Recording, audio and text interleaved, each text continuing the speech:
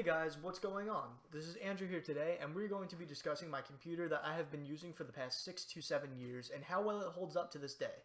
It is worth noting that I have used this as my main PC ever since it was built for tasks such as college work, video editing, streaming, gaming, music production, and anything else that you could use a PC for.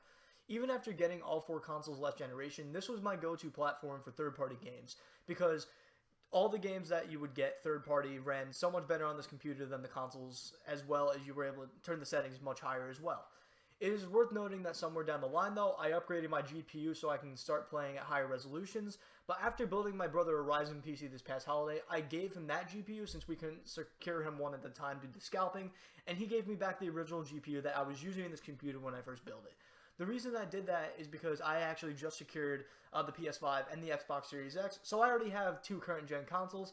I felt like giving him the better graphics card than mine for his PC since he only plays PC, and he should have the best PC experience, considering I play all and he only plays one.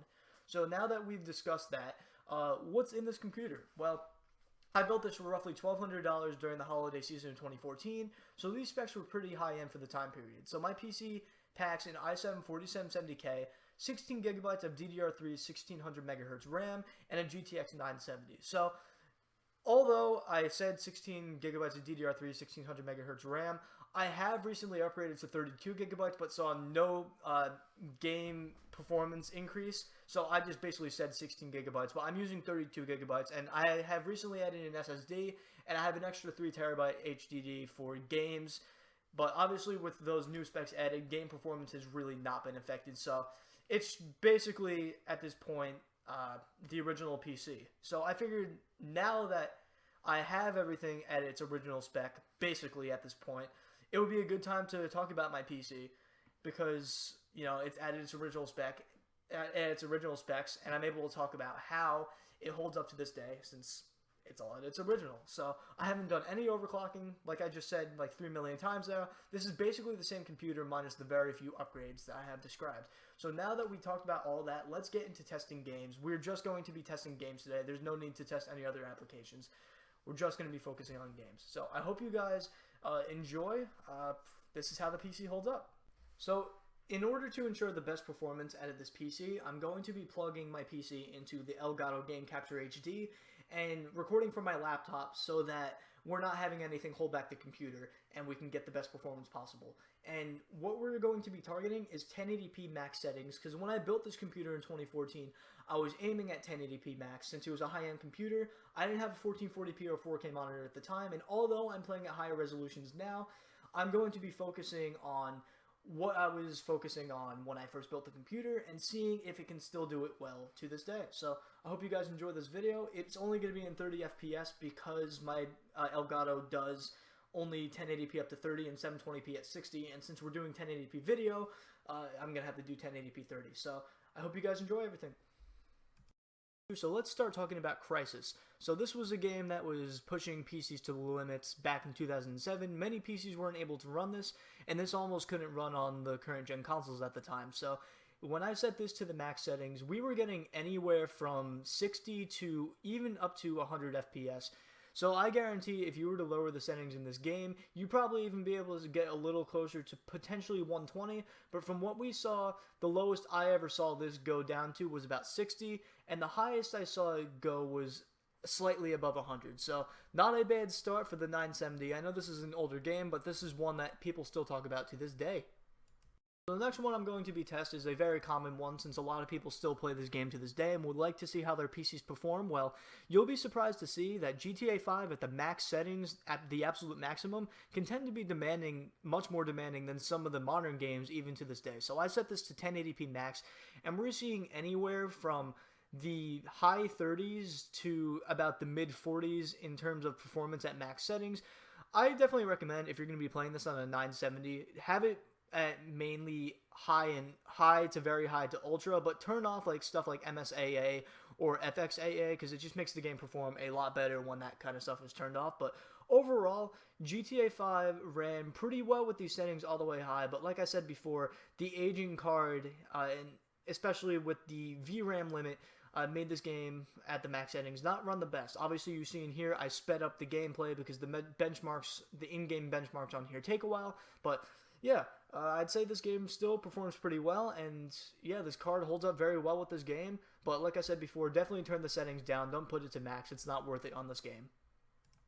Okay, the next game we are going to be taking a look at is Rise of the Tomb Raider, and this one surprised me quite a bit. It actually ran better than GTA 5 when it was put at its max settings.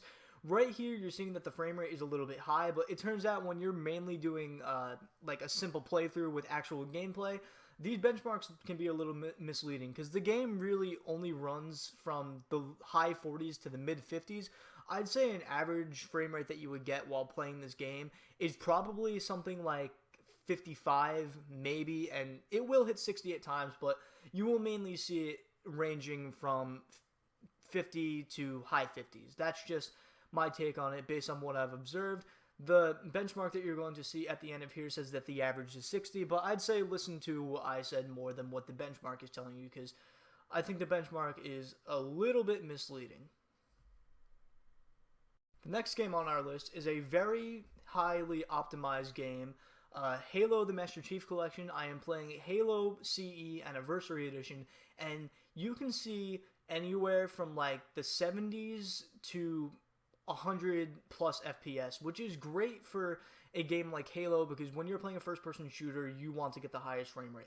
However, although I am maxing it out, I do recommend that you probably lower the settings to something like maybe medium to high if you want to go and get a constant 120 FPS plus, just because, you know, a shooter like this, you want to get the most frames possible. I just max it out like I've been doing with all the other games just to show that this runs pretty well itself. So that's my take on this. Let's get to the next game.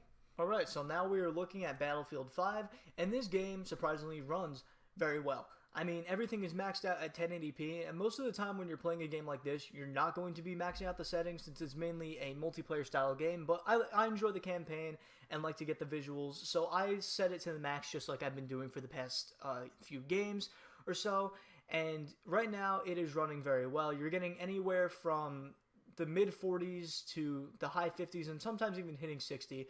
The average frame rate I'd say you'd be getting here is around the 50s, like maybe the mid 50 range, but this is running really well for a modern game, and I'm happy to see that it still runs very well on something like a 970.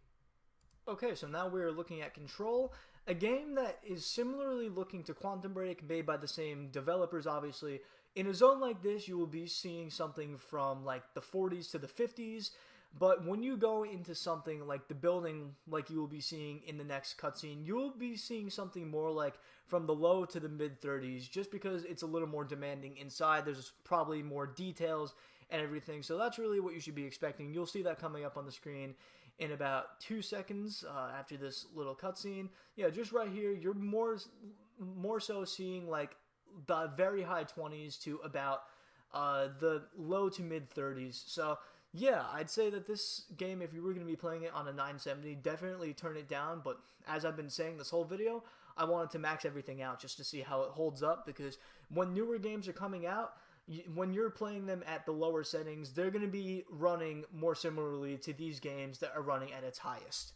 Okay, so we're going to be looking at the medium, and this is the only game on the list that I did not set to the max settings, because when I set it to the max settings, the game was running at like 9 FPS. So this is a much newer game, and in this we're playing on the high settings opposed to the max, like I said before, and we're getting anywhere from like the high 20s to like the very low 30s. So not a very good running game at the moment, and when looking between the high settings and the medium settings, no pun intended, you didn't really see too much of a difference there, just because this game is pretty demanding, and if you were looking to get something like 60 FPS on a game like this, I'd recommend going to the low settings. But when you turn it low, the visuals don't look very good, and considering this is more of a cinematic game than like a shooter or a fast-paced game, I'd maybe recommend staying on like high medium settings than going to low. But like I said before, the average frame rate that we're seeing here is like mid 20s to like low 30s, so not one of the best running games, and I think we're going to be seeing this happen a little more often as newer games come out this generation. Okay, so possibly the newest game on my list that we are looking at is Dirt 5. I don't know if this came out before the medium or not, but all I know is this game came out quite recently, and it recently came to Game Pass for you to get it for free, so I figured why not test this game. So this is a very weird one, because the settings are kind of weird for me. I couldn't really jump between a specific preset. It was either saying ultra low or automatic, so I set it to automatic, which seemed to have higher visuals than when I set it to ultra low. And on this setting, we saw anywhere from like 40 to 45 FPS, so it didn't run the best, but it's still running, and I think that's one positive thing to look forward to, the fact that it's still running pretty well and it's a current gen game. I do recommend setting it to the ultra low option because you will be getting 60 FPS and above, but right here we are seeing, like I said before, 40 to about 45 FPS. So let's get into my final verdict. It is clear that a PC of this age can still manage max settings, but there will be some games that you just can't do it on. And for the games that you can still manage max settings on in modern times, I don't see a reason to do that, since higher frame rates are much more appealing than higher visuals, and it would make more sense to lower the visuals in order to get those higher frame rates. So in terms of this PC, I'd say the limiting factor of it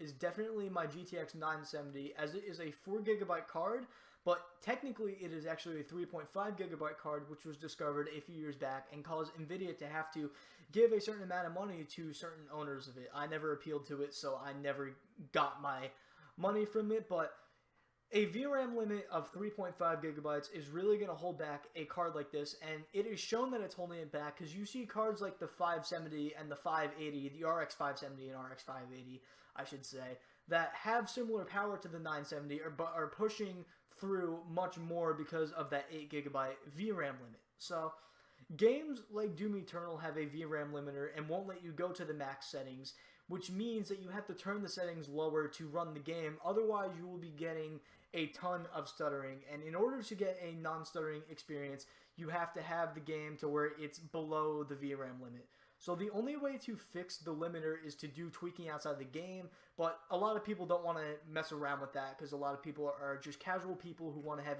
a standard gaming experience. So my advice to anyone who has a PC similar to mine would be to lower the settings to about medium or high for most games, and you may even need to go down to low as newer games come out later, since you will most likely, if you're a PC gamer, want to get the highest frame rate possible and still be able to get a good visual experience. My advice, like I said before, is to do medium or high. So with that being said, am I impressed? I definitely say so. I mean, a PC from 6 years ago being able to hold up this well today and still do max settings to an extent, I'd say is very impressive. I am also very excited to see how this PC does in the next few years, and I really am interested to see if it can actually last me through this generation. If my brother ends up getting another graphics card, I'll be going back to my 1070, but at some point towards the end of the generation, I will put my 970 back in this PC. I will always have this PC since it's my first, and it's going to give me nostalgia in the future as it was the first PC I ever built, and I'm going to test that when this console generation is over. So in about 7 or 8 years from now, I'll see you guys again. Anyway, guys, I'm going to be making another video soon having this PC target 60 FPS opposed to the max settings I did in this video, so take a look, stay on the lookout for that. Thank you for watching this video, and I will see you all in the next one.